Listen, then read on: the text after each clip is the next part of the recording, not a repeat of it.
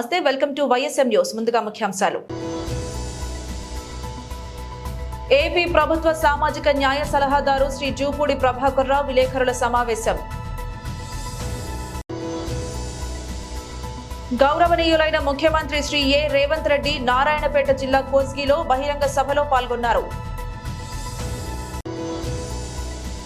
దేశ భద్రతను పటిష్టం చేసేందుకు మోదీ ప్రభుత్వం ఎనలేని కృషి చేసింది బీజేపీ అమిత్ షా.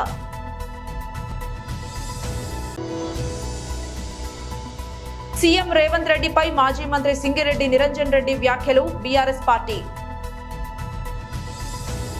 కుప్పంలో ఇన్నాళ్లు చంద్రబాబును గెలిపించారు, ఈసారి నన్ను గెలిపిస్తారా అంటూ నారా భువనేశ్వరి చేసిన వ్యాఖ్యలు రాజకీయంగా చర్చనీయాంశమయ్యాయి. అవి సరదాగా చేసిన వ్యాఖ్యలోని భువనేశ్వరి స్పష్టం చేసినప్పటికీ వైసీపీ నేతలు ప్రెస్ మీట్లు పెట్టి మరీ స్పందిస్తున్నారు. ఏపీ ప్రభుత్వం సామాజిక న్యాయ సలహాదారు జూపూడి ప్రభాకర్ రావు కూడా మీడియా సమావేశం నిర్వహించారు. ఈ వ్యాఖ్యలు చూస్తుంటే చంద్రబాబు అసెంబ్లీ ఎన్నికల నుంచి తప్పుకుంటున్నాడా అంటూ జూపూడి సందేహం వెలిబుచ్చారు. అదే నిజమైతే నాడు అసెంబ్లీలో వెక్కి వెక్కి ఏడుస్తూ మళ్లీ ముఖ్యమంత్రిని అయితే తప్ప సభలో అడుగు పెట్టనని నువ్వు చేసిన శపథం ఏమవుతుందో చూసుకో, మీ ఆవిడతో దాన్ని పూర్తిస్తానంటే పూరించుకో, మాకెలాంటి అభ్యంతరం లేదు. నువ్వు ఆ నియోజకవర్గం నుంచి పారిపోతున్నదే నిజమైతే ప్రజలకు సమాధానం చెప్పాలి. చంద్రగిరి నుంచి కుప్పం వచ్చావు, కుప్పం నుంచి తిప్పం వెడతావా? ఇటీవల కాలంలో జగన్మోహన్ రెడ్డి గారు సిద్ధం అనే ఒక శబ్దాన్ని తీసుకొని దాన్ని రణ నినాదంగా మార్చి లక్షల మంది ప్రజలతోటి ఈ రాష్ట్రంలో పెడుతున్నటువంటి బహిరంగ సభల్ని అవహేళన చేస్తున్నటువంటి ఒక బ్యాచ్కి, పచ్చ బ్యాచ్కి సమాధానమే ఈ ప్రెస్ మీట్. జగన్మోహన్ రెడ్డి గారు దేనికి సిద్ధం అని అంటున్నాడో దాన్ని వీళ్ళు గ్రహించలేక వాళ్ళ జీవిత కాలంలో ఆయన చేసినటువంటి పనులు చేయలేక ఆయన్ని వ్యతిరేకించడమే ఏకైక మార్గంగా ఎంచుకుని ప్రజల్ని తప్పుదోవ పట్టించే మార్గంలోకి వస్తున్నటువంటి ఈ పచ్చ బ్యాచ్కి మేము అడుగుతా ఉన్నాం, మేము సిద్ధం అంటే పక్కన యాడ్జెక్టివ్ చేర్చుకొని మేము కూడా సిద్ధమే, మేము కూడా సంసిద్ధమే అనే వీక్ గొంతుతోటి మీరు మాట్లాడుతున్న విధానమే ప్రజలు అర్థం చేసుకున్నారు. సిద్ధం అనేది దేనికి సిద్ధమంటే ఈ రాష్ట్రంలో మళ్ళీ తిరిగి డీబీటీ కోటాను కోట్ల డబ్బుల్ని ప్రజలకు పంచడానికి మేము సిద్ధం. జగన్మోహన్ రెడ్డి గారు వస్తే, జగన్మోహన్ రెడ్డి గారిని గెలిపిస్తే సంక్షేమ కార్యక్రమాలు ఇంకా డబుల్గా ముందుకెళ్తాయి. మీ ఇంటికే ప్రతి ప్రోగ్రాం వచ్చి మీ డోర్ను తట్టి మీకు ఇచ్చిపోతుంది. దానికి మేము సిద్ధం. ప్రభుత్వ తెలుగు మీడియం స్కూళ్ళల్లో ఇంగ్లీష్ మీడియాన్ని తీసుకొచ్చి గ్రామీణ ప్రాంతాల్లో ఉన్నటువంటి వైద్యం మీద ఏ రోజు గురిపెట్టినటువంటి గతంలో ఉన్న పాలకుడు చంద్రబాబు నాయుడు గారు ఈరోజు జగనన్న వైద్యం మీద 55,000 డాక్టర్ని, నర్సుల్ని రిక్రూట్ చేసి ప్రతి పల్లికి వైద్యాన్ని అందించేదానికి మేము సిద్ధం. మహిళల ఆత్మ గౌరవాన్ని పంచడం కోసం వైఎస్ఆర్ కాంగ్రెస్ పార్టీ సిద్ధం. పేదరిక నిర్మూలన. సబ్సిడీ గ్యాస్ సిలిండర్ హామీపై తెలంగాణ ముఖ్యమంత్రి రేవంత్ రెడ్డి కీలక వ్యాఖ్యలు చేశారు. మరో వారం రోజుల్లో 500 రూపాయలకే గ్యాస్ సిలిండర్ ను అందించనున్నట్లు తెలిపారు.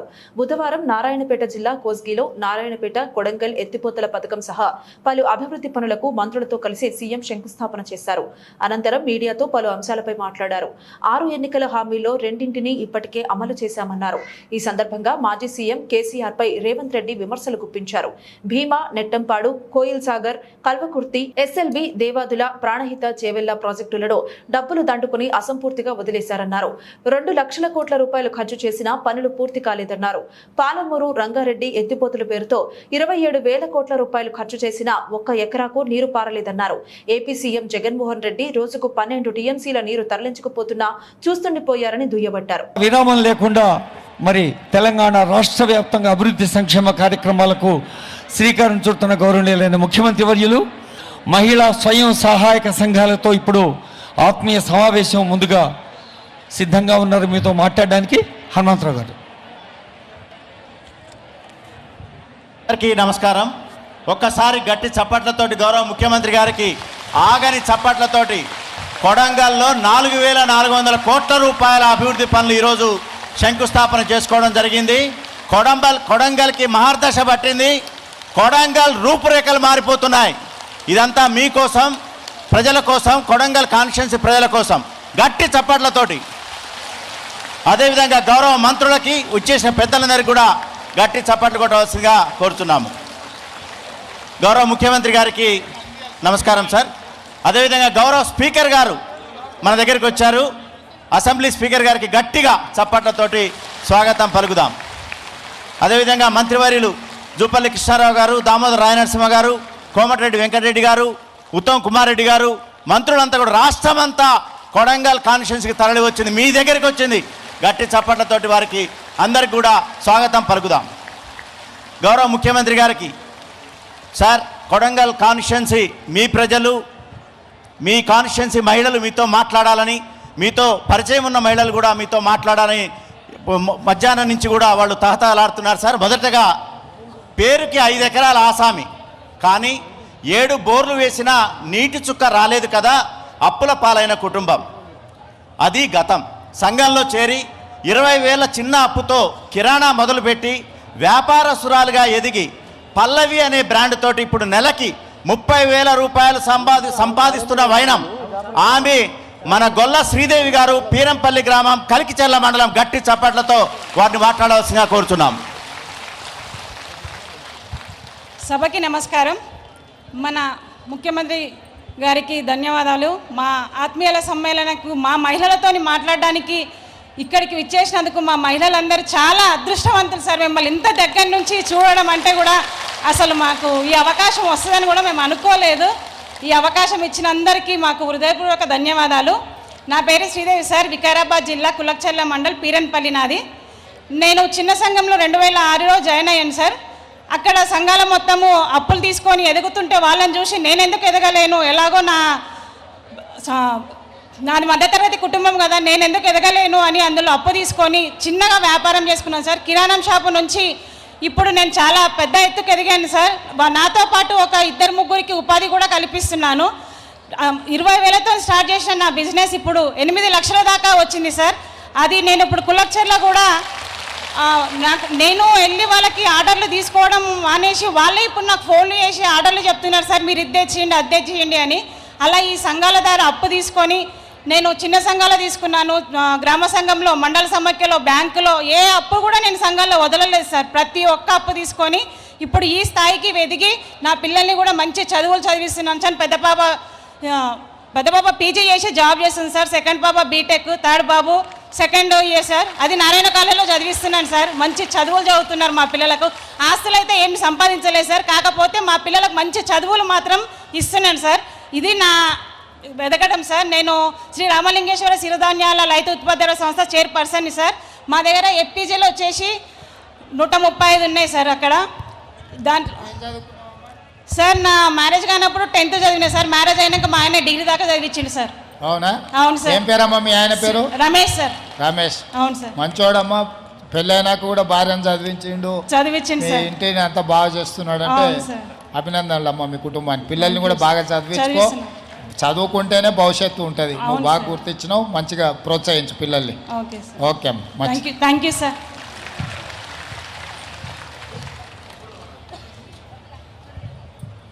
ఇప్పుడు ఆమె ఒక జోగిని వ్యవస్థ దురాగత పీడిత దానికి బాధించబడ్డ వ్యక్తి. ఒకప్పుడు జోగిని వ్యవస్థ నుండి తను పోరాడి బయటపడటమే కాకుండా వ్యవస్థను రూపుమాపడానికి 3 దశాబ్దాల కృషి కోసం నడుం కట్టి ఎంతోమంది విధివంచితుల జీవితాల్లో వెలుగులు నింపిన విజయగాథ వారిది.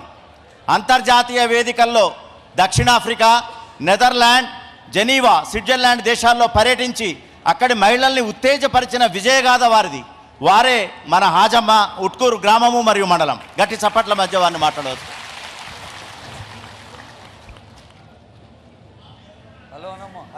హలో. మా ముఖ్యమంత్రి గారికి, అదేవిధంగా వేదిక మీద ఉన్న పెద్దలకి, ఇక్కడున్న మా మహిళలందరికీ, అధికారులకి, మొత్తంకి పేరు పేరున ధన్యవాదాలు తెలియజేసుకుంటున్నా. నిజంగా ఒకప్పుడు నన్ను జోగిన్ చేశారు. జోగిన్ చేసిన తర్వాత నేను సంఘంలో ఒక కైలా మహిళా సంఘంలో చేరాను. చేరిన తర్వాత నేను జోగినిగానే చేరాను. మా సంఘమే జోగినీలు ఉన్నారు, మొత్తం 15 మంది జోగినీల సంఘం. చేరిన తర్వాత నేను ఖచ్చితంగా ఎట్లయినా కానీ సంఘంలో చేరాలని చేరాను. అప్పటికి జోగినిగా నాకు 2 పిల్లలు, కానీ నన్ను జోగిని అంటున్నారు. నేను పెళ్లి చేసుకోవాలని ఒక సంకల్పంతో నేను పెళ్లి చేసుకున్నా. అదే ఊరి అబ్బాయిని, ఇంటర్మీడియట్ అబ్బాయిని చేసుకున్నా. నాకు 2 పిల్లలు. ఒకప్పుడు 5,000 సార్, నా పెళ్లికి జోగిన్ చేయడానికి కూడా 5,000 ఎవరు ఇచ్చేవాళ్ళు కాని పరిస్థితి. కానీ నేను సంఘంలో చేరిన తర్వాత కాంగ్రెస్ హయాంలో పాకిస్తాన్ నుంచి బెదిరింపులు, దాడులు సర్వసాధారణం. కేంద్ర ప్రభుత్వం మారిన తర్వాత కూడా భారత్ పై పాక్ ఉగ్రరూపం దాల్చింది. అయితే మోడీ ప్రభుత్వానికి ఎలా ధీటుగా సమాధానం చెప్పాలో మర్చిపోయింది. नरेंद्र मोदी सरकार ने इस देश को सुरक्षित करने का काम, जब कांग्रेस की सरकार थी, मनमोहन सिंह की सरकार थी, मित्रों, पाकिस्तान से आए दिन आलिया, मालिया, जमालिया घुस जाते थे, बम धमाके करते थे. आपने मोदी सरकार बना दी, पाकिस्तान की आदत नहीं कही. पूंछ और उरी में हमारे जवानों पर गोलियां चलाकर भून दिया, पुलवामा में हमला किया, मगर पाकिस्तान वालों को याद नहीं रहा. सरकार बदल गई. मोदी जी ने 10 ही दिन में सर्जिकल स्ट्राइक और एयर स्ट्राइक कर पाकिस्तान के घर में घुसकर बदला लेने का काम किया. ఉమ్మడి రాష్ట్రంలో సీఎం కిరణ్ కుమార్ రెడ్డి ఇచ్చిన జీవోను ప్రామాణికంగా తీసుకోవడం సీఎం రేవంత్ రెడ్డి అవగాహన రాహిత్యం. మాజీ మంత్రి శ్రీ సింగిరెడ్డి నిరంజన్ రెడ్డి. కొడంగల్కు, నారాయణపేటకు నీళ్లు ఇవ్వాలన్న సదుద్దేశంతోనే పాలమూరు రంగారెడ్డిలో ఆ కెనాల్స్ ను ప్రతిపాదించినాము. ఇలా నీళ్లు వద్దని మీరు కెనాల్స్ ను క్యాన్సిల్ చేస్తున్నారు. ఆ కెనాల్స్ ను క్యాన్సిల్ చేసి ఆలస్యమై నీళ్లు వస్తావో రావో తెలియనటువంటి జూరాల మీద నుంచి మళ్ళీ లిఫ్ట్ చేస్తామంటున్నారు. అసలు ఆనాడు కిరణ్ కుమార్ రెడ్డి గారు దిగిపోతూ ఇచ్చినటువంటి జీవోనే పాలమూరు రంగారెడ్డి కోసం ఆనాడు ఇచ్చినటువంటి జీవో. మేము ఆనాడే చెప్పినాం, ఇదో దగా, ఇదొక మోసం. ఉమ్మడి రాష్ట్రంలో పోతూ మనకు వెలితి మిగిల్చడానికి దురుద్దేశపూర్వకంగా ఇచ్చిన జీవో ఇది. ఒక పంచాయతీ కోసం, అంటే భవిష్యత్తులో రాష్ట్రం అయినాక కూడా వీళ్ళు శ్రీశైలం దిక్కు రాకుండా ఉండడం కోసం ముందస్తుగానే ఆనాటి ఆంధ్రప్రదేశ్ ప్రభుత్వం పాలమూరు రంగారెడ్డిని జూరాలకు వెళ్ళి స్టార్ట్ చేయాలనేటువంటిది జీవో ఇచ్చినారు. అంటే నీళ్లు తక్కువ ఉండేటువంటి చోట పాలమూరు రంగారెడ్డి ప్రాజెక్టును టేకప్ చేస్తే కింద ఉండేటువంటి రాష్ట్రం ఏర్పడినా సరే, 2 రాష్ట్రాలైనా సరే, కింద ఉన్నటువంటి దిగువన ఉండేటువంటి ప్రాంతాలకు నీటికి ఇబ్బంది ఉండదు. ఈ దురుద్దేశంతోనే ఆనాడు కిరణ్ కుమార్ రెడ్డి గారు వారి ప్రభుత్వం, ఆంధ్రప్రదేశ్ ప్రభుత్వం జీవో ఇచ్చింది. ఇప్పుడు ఆ జీవోను ప్రామాణికంగా తీసుకొని తెలంగాణ వచ్చిన 10 ఏళ్ల తర్వాత ఈ రోజు మీరు అక్కడ జూరాల మీద నుంచి మేము కెనాల్ లిఫ్ట్ చేసి నీళ్ళు ఇస్తామంటే అది కూడా 1,00,000 ఎకరాలకు నీళ్లు. మనం తలపెట్టినటువంటి కెనాల్స్ ద్వారా 1,50,000 ఎకరాలకు వస్తాయి నీళ్లు. కొడంగల్కి వచ్చే, నారాయణపేటకు వచ్చే సర్వం సిద్ధంగా ఉంది. సిస్టమ్లన్నీ సిద్ధంగా ఉన్నాయి. నార్లాపూర్ కంప్లీట్ అయింది, ఏదుల కంప్లీట్ అయింది, ఒట్టెం కంప్లీట్ అయింది, కర్వేణ కంప్లీట్ అయింది, ఉద్దమాపూర్ దగ్గర పడ్డది. సిస్టమ్ అంతా కూడా కర్వేణ దాకా నీళ్లు తెచ్చుకోవడానికి రెడీగా ఉంది. ఇప్పుడు రేపు వానాకాలంలో మోటార్లు ఆన్ చేస్తే ఈ రిజర్వాయర్లు అన్ని కర్వేణ వరకు 4 రిజర్వాయర్లను నింపడానికి అవకాశం ఉంది. ఆల్రెడీ నార్లాపూర్ రిజర్వాయర్ మేము ఇంపౌండింగ్ స్టార్ట్ చేసినాం. కాబట్టి అన్ని రిజర్వాయర్లను నింపుకోవడం మూలంగా మరో గొప్ప ప్రయోజనం ఏముంటుంది? ఈ రిజర్వాయర్లు అన్ని కలిపితే నార్లాపూరు, ఏదుల, ఒట్టెము, కర్వేణ, ఉద్దండాపూర్ అన్ని కలిపితే 50 పైగా టీఎంసీల నీటి సామర్థ్యము నిల్వ ఉంటుంది ఈ రిజర్వాయర్లన్నీ నింపుకుంటే. అంటే కాలువల ద్వారా వాడంగా నీళ్లు రైతులు వాడుకోగా సంవత్సరం పొడవులా ఆ రిజర్వాయర్లలో మనం నీళ్ళని అట్లే నిల్వ ఉంచుకోవచ్చు. 50 టీఎంసీల పైచిలకు నీళ్ళని నిల్వ ఉంచుకుంటే పాలమూరు జిల్లాలో ఉపరితల సముద్రమే కదా పాలమూరు జిల్లా అంతా కూడా, ఎంత భూగర్భ జలం పెరుగుతుంది ఆ ఒత్తిడికి. 50 టీఎంసీల నీటి ఒత్తిడికి భూగర్భ జలం ఎంత అమోఘంగా పెరుగుతుంది. ఇప్పటికే చెరువుల ద్వారా, కుట్టల ద్వారా, చిన్న రిజర్వాయర్ల ద్వారా, చెక్ డ్యాముల ద్వారా పాలమూరు జిల్లాలో భూగర్భ జలం అద్భుతంగా పెరిగి వచ్చింది. ఇదే 50 టీఎంసీలు పాలమూరు రంగారెడ్డిలో ఉండేటువంటి రిజర్వాయర్స్ ద్వారా నీళ్లను నింపుకుంటే రేపు వచ్చే సీజన్లో అద్భుతంగా భూగర్భ జలం పెరిగి మళ్ళీ అదనపు ఆయకట్టు కూడా వస్తుంది వినియోగంలోకి. ఇన్ని సానుకూలతలు ఉండేటువంటి పాలమూరు రంగారెడ్డి ద్వారా కొడంగల్, నారాయణపేటకు నీళ్లు ఇవ్వాల్సింది పక్కకు పెట్టేసి ఇవాళ చూరాలకెళ్ళి నేను ఎత్తిపోస్తా, కేసీఆర్ చేసింది బాగాలేదు, నేను తెచ్చిందే మనగాంతరం అన్నట్లు, ఇదే గొప్ప అన్నట్లు చాటేటువంటి ఒక ప్రయత్నం చేస్తే ఇది ప్రజల మీద భారము, ప్రజలకు నష్టము, నీళ్ళందవు. రైతులు, ఒక ప్రాంత రైతులు, మరో ప్రాంత రైతులు, ఉమ్మడి జిల్లాలో ఉండేటువంటి వాళ్ళు, వివిధ ప్రాజెక్టుల కింద ఉండేటువంటి వాళ్ళు పరస్పరం అనుమానాలు పెరిగి భేషజాలు పెరిగేటువంటి ఒక ప్రమాదం ఉంటుంది, వైషమ్యాలు పెరిగే ప్రమాదం ఉంటుంది నీళ్ల కోసం దయచేసి దానికి ఆస్కారం ఇవ్వవద్దని చెప్పి విజ్ఞప్తి చేస్తా ఉన్నాం. పునరాలోచన చేయండి. మీరు అనవసరమైన పట్టుదలకు పోవద్దు, అనవసరమైన జిద్దు అవసరం లేదు. సారాంశం లేనిది తక్కువ ఖర్చుతో తక్కువ సమయంలో నీళ్లు రావాలి రైతాంగానికి. దాని మీద కావాలంటే అఖిలపక్ష సమావేశం పిలవండి, మేము వస్తాం. మా పార్టీ నుంచి రావాల్సిన వాళ్ళు వస్తారు. అన్ని పార్టీల నుంచి పిలుద్దాం, నిష్ణాతులైన ఇంజనీర్లను పిలుద్దాం. కాస్ట్ ఎక్స్పెండిచర్ని కూడా ఆ వేరియబుల్స్ అన్నింటినీ కూడా డిస్కస్ చేద్దాం. అందువల్ల మీరు తలపెట్టినటువంటిది ఇది పునరాలోచించమని, తక్షణమే కర్ణాటక ప్రభుత్వం తలపెట్టినటువంటి ఆ ప్రాజెక్టును బరాజును ఆపమని మేము డిమాండ్ చేస్తూ ఉన్నాం, విజ్ఞప్తి చేస్తూ ఉన్నాం. ప్రకాశం జిల్లా కనగిరి నియోజకవర్గం ఈ రోజు ఇన్ఛార్జి దద్దాల నారాయణ యాదవ్ గారి పరిచయ కార్యక్రమానికి ముఖ్య అతిథులుగా కనగిరి విచ్చేసిన మాజీ మంత్రివర్యులు ఒంగోలు శాసనసభ్యులు బాలినేని శ్రీనివాసరెడ్డి గారు, ప్రకాశం జిల్లా రీజనల్ కోఆర్డినేటర్ చౌవిరెడ్డి భాస్కర్ రెడ్డి గారు, రెడ్డి కార్పొరేషన్ చైర్మన్ చింతల చెరువు సత్యనారాయణ రెడ్డి గారు, జిల్లా పార్టీ జంకే వెంకటరెడ్డి గారు మరియు చైర్మన్లు, ఎంపీపీలు, జెడ్పీటీసీలు, సర్పంచ్లు, ఎంపీటీసీలు, నాయకులు, కార్యకర్తలు, అభిమానులు, జగనన్న సోషల్ మీడియా సైనికులు మరియు తదితరులు పాల్గొన్నారు. కనగిరిలో దద్దాల నారాయణ యాదవ్ గారి పరిచయ కార్యక్రమంలో భాగంగా నాయకులు, కార్యకర్తలు, అభిమానులు, ప్రజలకు పరిచయం చేస్తున్న బాలినేని శ్రీనివాసులు రెడ్డి.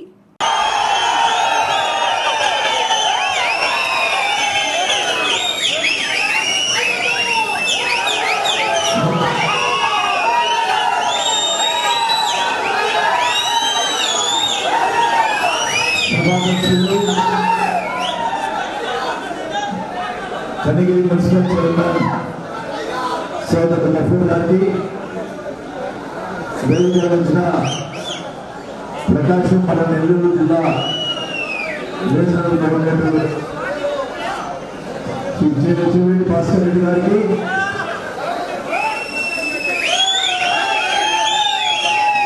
ఈనాడు కనగిరి నియోజకవర్గ వైఎస్ఆర్ కాంగ్రెస్ పార్టీ అభ్యర్థి శ్రీ దద్దాల నారాయణ గారికి,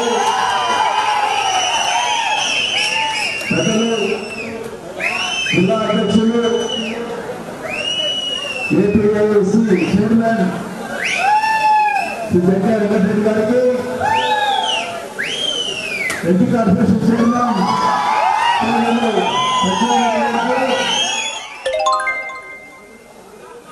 టీడీసీ బ్యాంక్ అధ్యక్షులు బండి గారికి, వేదికరించిన ఎంపీపీలు, డిప్యూటీసీలు, అలాగే మున్సిపల్ వైస్ చైర్మన్, మున్సిపల్ కార్పొరేటర్లు, సర్పంచులు, ఎంపీటీసీలు, ఇక్కడికి వచ్చినటువంటి వైఎస్ఆర్ పార్టీ నాయకులు, కార్యకర్తలు. చిత్తూరు జిల్లా కుప్పం నియోజకవర్గం శాంతిపురం మండలంలో శ్రీమతి నారా భువనేశ్వరి గారు 2వ రోజు పర్యటిస్తూ శాంతిపురం బస్టాప్ కూడలిలో నిజం గెలవాలంటూ 2047 విజన్తో లక్ష్యం ఉన్న నాయకుడు ఈసారి ముఖ్యమంత్రిగా వస్తే రాష్ట్ర పురోభివృద్ధి సాధ్యమవుతుందని, దయచేసి మీరందరూ లక్ష మెజారిటీతో గెలిపించాలని విన్నవించుకున్నారు. ఎందుకంటే మనందరి ఆరాధ్య దైవం కుప్పం ముద్దుబిడ్డ, ఈ రాష్ట్రానికి 2024లో కాబోయేటటువంటి ముఖ్యమంత్రి వర్యులు శ్రీ నారా చంద్రబాబు నాయుడు గారి సతీమణి, మనందరి అమ్మ భువనేశ్వరమ్మ గారు కుప్పానికి రావడం జరిగింది. చంద్రబాబు నాయుడు గారి అక్రమ అరెస్టు సమయంలో ఎవరైతే అసూలు పాశారో ఆ కుటుంబాలకి తెలుగుదేశం పార్టీ అండగా ఉంటుందని చెప్పేసి, అలాగే వాళ్ళకి కావాల్సిన వాళ్ళ బిడ్డలకు కావాల్సిన చదువులు కానీ అన్ని విషయాల్లో కూడా ఆవిడ భరోసా ఇచ్చారు. ఈరోజు కుప్పం నియోజకవర్గంలో ఆడబిడ్డలకు ఆర్థిక స్వేచ్ఛ అనే అంశం మీద మీతో మాట్లాడదలుచుకున్నారు. చంద్రబాబు నాయుడు గారు కుప్పం రాకముందు, వచ్చిన తర్వాత అనేటటువంటి చరిత్ర మనందరికీ తెలుసు. 35 సంవత్సరాల క్రితం ఆడబిడ్డలకి ఆదాయం లేదు, భర్తల మీదో అన్నల మీదో ఆధారపడే పరిస్థితి నుంచి ఇంటింటికి ఆవునిచ్చి, తర్వాత ఇజ్రాయెల్ టెక్నాలజీని తీసుకొచ్చి ఈరోజు ఒక్క పాడి పరిశ్రమ ద్వారానే రమారమి 3.5 లక్షల లీటర్ల ప్రొడక్షన్ చిత్తూరు జిల్లాలో హైయెస్ట్ లెవెల్లో మిల్క్ ప్రొడక్షన్ లో కుప్పం నియోజకవర్గం ఉందంటే కారణం చంద్రబాబు నాయుడు గారు. దానివల్ల ఈరోజు ఆడబిడ్డలు వాళ్ళ కాళ్ళ మీద వాళ్ళు నిలబడ్డారు. అలాగే పూలు పండిస్తున్నారు, పండ్లు పండిస్తున్నారు, కూరగాయలు పండిస్తున్నారు. భర్తల మీద ఆధారపడకుండా వాళ్ళ కాళ్ళ మీద వాళ్ళు ఆధారపడే విధంగా చేసిన చంద్రబాబు నాయుడు గారికి మనం ఒక్కసారి ధన్యవాదాలు తెలియజేసుకుంటూ, ఆ మహిళలు మహిళలందరూ ఇంకా ఎలా ఆర్థికంగా ఎదగాలనే దానికి, ఎదగచ్చు అనే దానికి సాధారణ కుటుంబ మహిళగా ఉన్నటువంటి భువనేశ్వర్ గారు చంద్రబాబు నాయుడు గారు ఇచ్చిన హెరిటేజ్ ని ఒక తిరుగులేని కంపెనీగా తీర్చిదిద్దటంలో ఒక మహిళ తలుచుకుంటే ఏ విధంగా సాధించగలదు అని నిరూపించే విధంగా చేశారు. ఆవిడ తన అనుభవాల్ని, సూచనల్ని మీకు తెలియజేస్తారు. కాబట్టి విశ్వాసపాత్రులకు, విశ్వాసఘాతకులకు జరుగుతున్న పోరాటం గతంలో ఎన్నడూ ఎరుగని రీతిలో సంక్షేమ సంస్కరణల పాలన, శాశ్వత భవనాలు, పల్లెలకు సామాజిక వనరులు, జలవనరుల శాఖ మంత్రులు అంబటి రాంబాబు జగనన్న చెప్పాడు. అనిల్ మీ వద్దకు వచ్చాడు, ఆశీర్వదించండి. జగన్ శక్తివంతమైన రాజకీయ నేత. నర్సరావుపేట పార్లమెంట్ ఇన్ఛార్జ్ అనిల్ కుమార్ యాదవ్ సత్తెనపల్లి పార్టీలు మారి జెండాలు మార్చి మాపై పోటీ చేస్తున్న వారు దగాకోరులని, విశ్వాసపాత్రులకు, విశ్వాసఘాతకులకు మధ్య జరుగుతున్న యుద్ధానికి మీరు సిద్ధంగా ఉండాలని అంబటి రాంబాబు వైఎస్ఆర్సీపీ శ్రేణులను పిలుపునిచ్చారు. బుధవారం మండల పరిధిలోని రెంటపాళ్ల గ్రామంలో 1.48 కోట్ల రూపాయలతో నిర్మించిన శాశ్వత భవనాల ప్రారంభోత్సవ కార్యక్రమంలో ఆయన మాజీ మంత్రి, నెల్లూరు శాసనసభ్యులు, Narasaraopet parliament in-charge doctor Anil Kumar Yadav తో కలిసి పాల్గొన్నారు. ఈ సందర్భంగా మంత్రి అంబటి మాట్లాడుతూ, నేను అనిల్ కుమార్ యాదవ్లు ప్రాణం పోయిన పార్టీలు మారమన్నారు. కొంతమంది ఎన్ని పార్టీలు మారారో, ఎన్ని జెండాలు మోసారో మీకు తెలుసన్నారు. సత్తెనపల్లిలో నాపై పోటీ చేస్తున్న వ్యక్తి ఎవరో మీకు తెలుసునని పరోక్షంగా కన్నాను దుయ్యబట్టారు. నర్సరావుపేటలో లావు శ్రీకృష్ణదేవరాయలు పార్టీలు మారి బీసీపై పోటీ చేయడానికి సిద్ధపడ్డాడన్నారు. సింహపురి సింహం అనిల్ కుమార్ యాదవ్ అని అనగానే సభా ప్రాంగణమంతా జై జగన్, జై అనిల్, జై అంబటి అంటూ హోరెత్తిపోయింది. గత ఎన్నికల్లో ఈ గ్రామం నుంచి 199 ఓట్ల మెజారిటీ మాత్రం వచ్చిందని, రానున్న ఎన్నికల్లో మనం ఈ ఊరికి ఎన్ని కోట్ల అభివృద్ధి పనులు చేశామో ప్రజలు గుర్తుపెట్టుకుని అత్యధిక మెజారిటీని ఇవ్వాలని ఆకాంక్షించారు. జగన్మోహన్ రెడ్డి చొక్కాను మడత పెట్టుకుంటూ యుద్ధానికి సిద్ధమవుతుంటే తెలుగుదేశం పార్టీ నేతలు కుర్చీలు మడత పెట్టుకుంటూ సీట్లు ఖాళీ చేసుకుంటూ వెళ్లిపోతున్నారని విమర్శించారు. గ్రామాభివృద్ధికి విశేషంగా తోడ్పాటును అందించిన కోర్లకుంట వెంకటేశ్వర్లకు ఆయన ప్రత్యేకంగా అభినందనలు తెలిపారు. ముమ్మిడివరం పోలీసులు అదుపులో ఆవులను దొంగిలించి కబేళాకు తరలిస్తున్న ముఠా. ముమ్మిడివరం మండలం కొత్తలంక గ్రామానికి చెందిన పెద్దిరెడ్డి సత్యబాబు తనకు చెందిన పుంగనూరు గిత్త మాయమవడంతో పోలీసులకు ఫిర్యాదు చేసి బంధువులతో కలిసి గాలింపు. ఈ క్రమంలో తాళ్లరేవు మండలం సుంకరపాలెం గ్రామంలో ఓ కబేళాలో తనకు చెందిన ఆవును గుర్తించిన సత్యబాబు పోలీసులకు సమాచారం. సంఘటనా స్థలానికి చేరుకున్న ముమ్మిడివరం పోలీసులు విచారించి ఆవును అమ్మిన మురమళ్లకు చెందిన బొడ్డు బుజ్జయ్య, అతని కుమారుడు బాబీ, ఆవును తరలించేందుకు సహకరించిన వ్యాను డ్రైవర్ ఆకుల రాజేష్ ను, కబేళా నిర్వాహకుడు షేక్ జొజ్జెల్లాలను అదుపులోకి తీసుకుని పుంగనూరు గిత్తను, వ్యాన్ను ముమ్మడివరం పోలీస్ స్టేషన్ కు తరలింపు. కేసు నమోదు, దోషులపై కఠిన చర్యలు తీసుకోవాలని బీజేపీ, విశ్వ హిందూ పరిషత్ నాయకులు డిమాండ్ చేశారు. ముమ్మిడివరం పోలీసులు స్టేషన్ వద్దకు చేరుకున్న నాయకులు హిందువులు పవిత్రంగా పూజించే గోవులను వధ చేయడాన్ని తీవ్రంగా ఖండించారు. కాపులపాలెంలో అనధికార కబేళాపై ఇప్పటికే కోరంగి పోలీస్ స్టేషన్లో ఫిర్యాదు చేయడం జరిగిందని, ధనదాహంతో రహదారిపై తిరుగుతున్న శాలలో ఉన్న ఆవులు, ఆంబోతులను దొంగిలించి కబేళాలకు తరలిస్తున్న వారిపై, కబేళాల నిర్వాహకులపై కఠిన చర్యలు తీసుకోవాలని డిమాండ్ చేశారు. వార్తలు ముగించే ముందు హెడ్లైన్స్ మరోసారి. ఏపీ ప్రభుత్వ సామాజిక న్యాయ సలహాదారు శ్రీ జూపూడి ప్రభాకర్ రావు విలేకరుల సమావేశం. గౌరవనీయులైన ముఖ్యమంత్రి శ్రీ ఏ రేవంత్ రెడ్డి నారాయణపేట జిల్లా కోస్గిలో బహిరంగ సభలో పాల్గొన్నారు. దేశ భద్రతను పటిష్టం చేసేందుకు మోదీ ప్రభుత్వం ఎనలేని కృషి చేసింది. బీజేపీ అమిత్ షా.